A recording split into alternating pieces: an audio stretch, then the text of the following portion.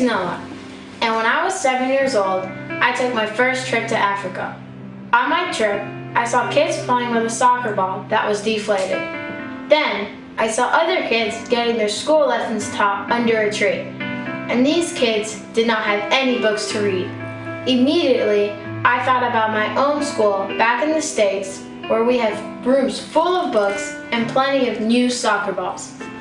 I wanted to help bring new soccer balls and books to these African kids.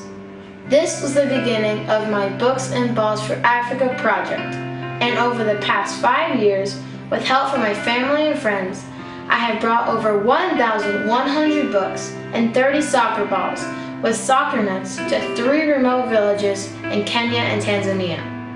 Now I am expanding my efforts to bring other school supplies such as textbooks, school uniforms, chalkboards, and even building supplies to create classrooms and dormitories in these village schools. It took 22 hours to get to Africa. We flew into Nairobi and then crossed the border into Tanzania and then flew into the Ngorongoro crater and then drove to the Msigio school the next day. We had 6 duffel bags full of books, chalkboards, balls, and other school supplies. Waiting for us in Africa were 300 textbooks.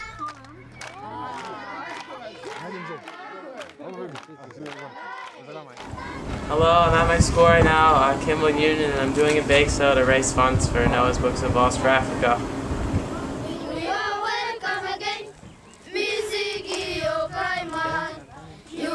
The Africa Foundation's task is to go to remote village schools in Africa, identifying needs of the school, soliciting funds to implement what the school needs and lacks. Through continuous contact through the Africa Foundation, we identified that the main need of the Msigio school would be to get solar panels at the school. We raised $10,000 to purchase, install, have the solar panels implement and functioning at the school. Now the solar power will now provide both students and teachers alike to no longer be limited to the daylight work hours, because now you can work into the night.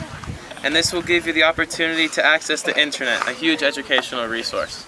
And now, very excitingly, through the book Kenya and Tanzania, there will now be a steady income to the school.